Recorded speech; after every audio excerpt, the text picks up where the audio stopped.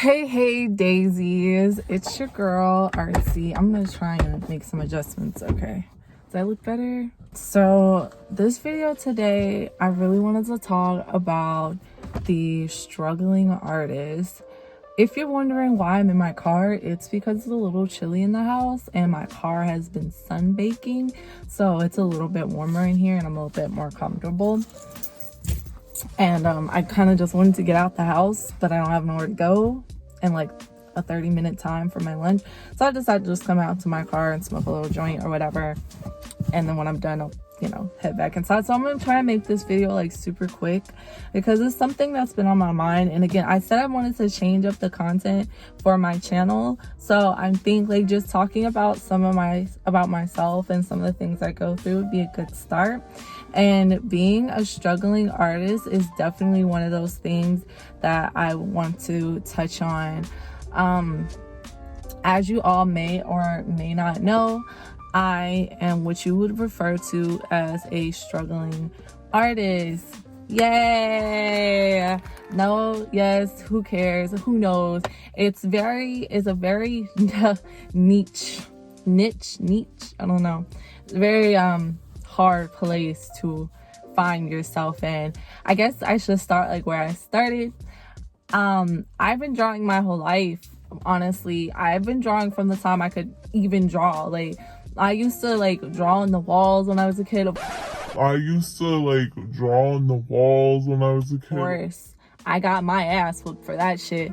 But I used to like draw on the walls, and then like I draw on random pieces of paper. Like, I loved art. I've always been an artist. When I was young, I said I wanted to grow up and I wanted to be an artist. And now that I am in a position where like my career is like becoming a very like narrow, I wouldn't say narrow, I hate to say that word, but I'm really narrowing in on focusing, I'm tunnel visioning, like being an artist, like focusing on my career. And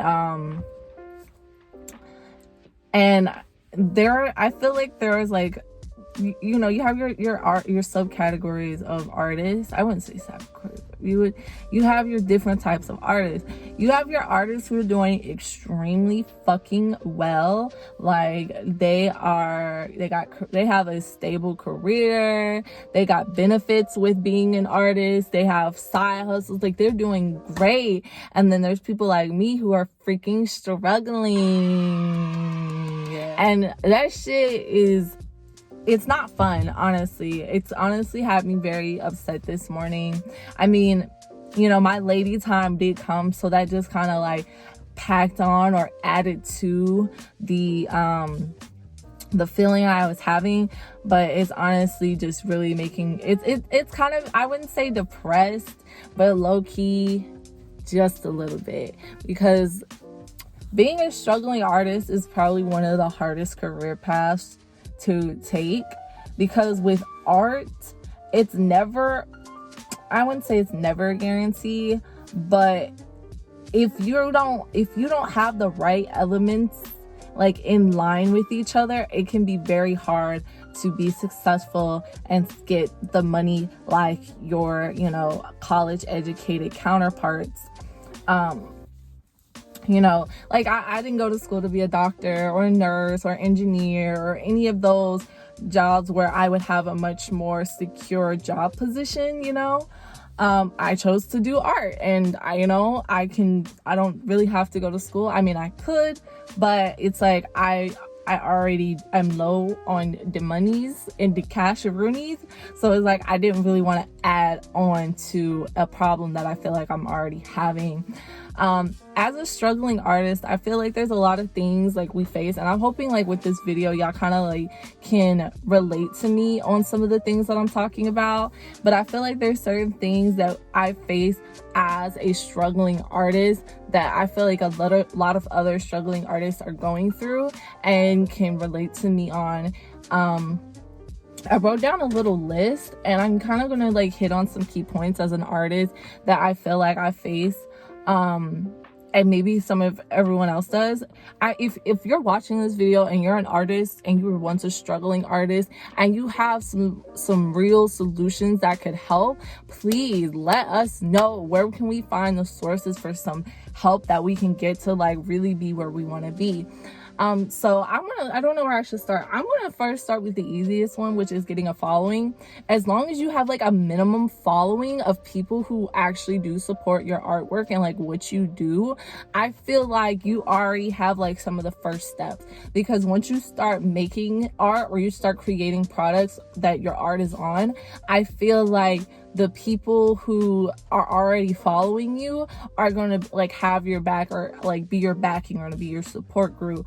That isn't a guarantee, because if you have a small following, more than likely your small following is consisting of people that you already know, and maybe they can't contribute the way they want. So your biggest bet is going to be looking at people who are like, you know, not your friends, you know, just general people who just really do enjoy the artwork that you do. Those are going to be the kind of people I feel like is the best to like focus, is finding your target demographic. But again, that can be very difficult when you're starting out, or it's kind of, now it's getting too hot, or it's like you're not really able to find them. But having like right now I have like what, 200 and something followers for my art page. I do want to get into fashion, so I try and focus on modeling as well, and I have about 400 followers. So I don't have many followers. Even if you put those two pages together, I don't have that many followers. But when it does come to my one page called Kawaii Cannabis Club, which is actually my business, it's something, a little small thing I like to do because I am a marijuana connoisseur. I do like to make art or create things that center around that. That has almost 1,000 followers, which is my most successful page. But I think the issue that I'm having with my business is kind of like going around into my second point of the struggling artist, which is money. Money is something you need, even if it's something you're trying to obtain. Sometimes you like, have y'all ever heard of that saying, you gotta make money to spend money? Or no, you gotta spend money to make money. My bad. Spend money to make money. You gotta spend money to make money. And that is so true, and it's something that I definitely have trouble with, because I work like an entry-level job, so I don't really make that much money like as is. So when I do have like extra money, I try to put some in my savings account, or try to invest into whatever projects I got going on. So of course, when you're modeling, you need more clothes. When you have a business, you gotta buy stuff for your business. And when you know, anything you may need, is always going to be like, well, we need money for this, we need money for that, we need money for that. It's always a consistent, like, if you're not making the type of, or you don't have the type of money where it's like I can constantly like, or not, wouldn't say constantly, but where I can invest in getting everything that I need for my business or for making art, then, you know, it can be very difficult, especially when you are a quote unquote struggling artist. If you're not making money off of art and you're really just relying on your job, and you already have like other things that this money has to be used for, it can be very, very difficult. I definitely witnessed this with other artists as well. This isn't just like, you know, you're spending your money on things you don't need. Most of the things that I buy, I use or I do need. And if I do buy things, I try and keep my costs low, like by thrifting and stuff like that, so that I can at least have some extra pocket change. And it's like, I think that's how artists get the reputation or for being kitschy, you know, because it's like a lot of things we have are like pre-owned, pre-loved, so it looks very like old, because it's fucking old. Anyway, but yeah, like this should be, it can be old.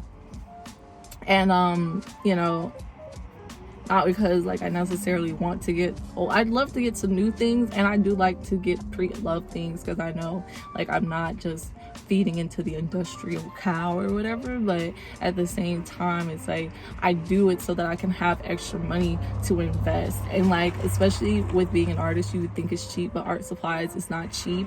Even if like me being a digital artist, like I have to make sure my drawing tablet, my computer is all functioning, and a laptop and a drawing tablet aren't cheap. Like getting canvas and paint is cheaper, but it's like that's not my medium. And you know, as an artist, I have a preferred medium, and it is what it is. But having money or having some sort of income to support your art,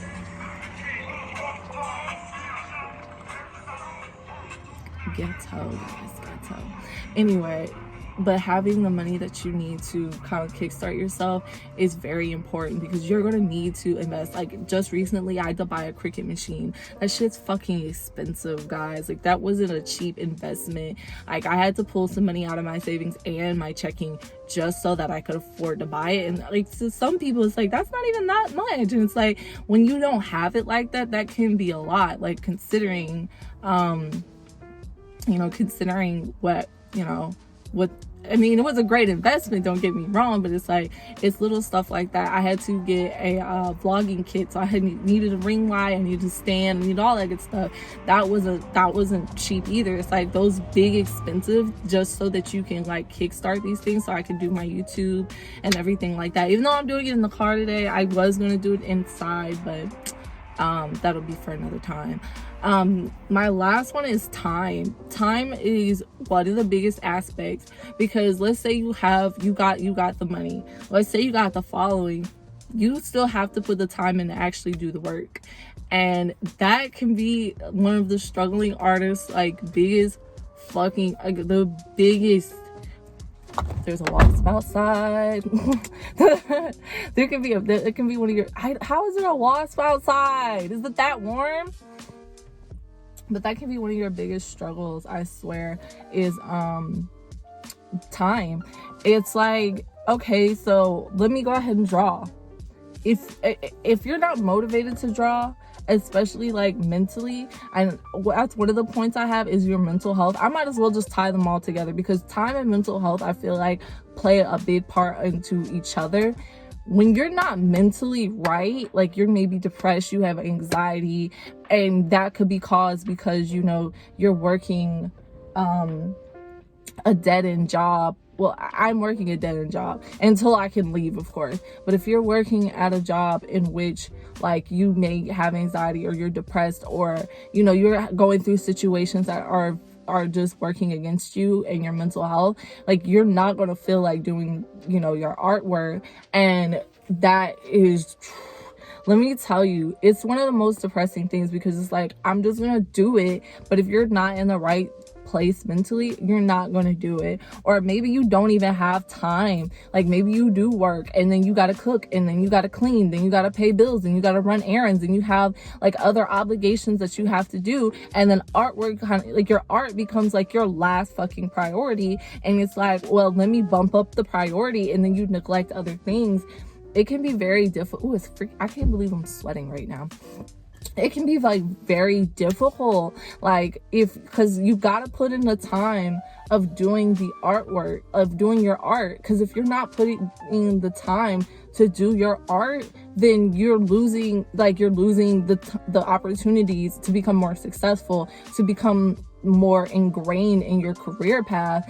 And like, that's something I know other struggling artists do have. It's like, okay, I'm going to just buckle it down and draw. And it's like, it's almost 12 o'clock in the morning. Well, my phone overheated a moment ago, so I wasn't able to finish the recording in my car. So I had to move back inside.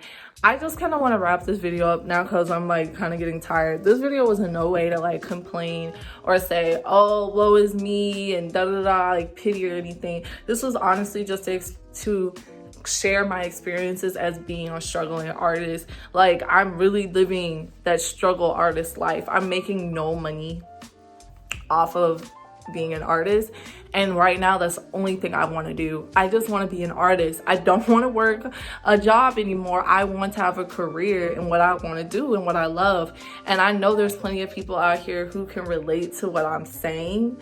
I just want y'all to, like, you know, if you have any resources, if you have anything that you could give me to be like, hey, it may not be much, but I know this could help you, like, please let us know, because I don't want to be a struggling artist. I want to be successful, but I feel like I have a lot of roadblocks and I have a lot of obstacles that kind of get into the way of me really doing exactly what I want to do. So if you guys have any, like, you know, advice, any tips that you would love to give me, please let us know. Let us, everyone in the comments, know. Or even if you just relate to this video and you understand how it feels, like, I would love for y'all to share your experiences on what it's like to be a struggling artist. And with that being said, I think I'm gonna go ahead and end this video. It was so nice to talk to you guys, and I will see you daisies later. Bye bye.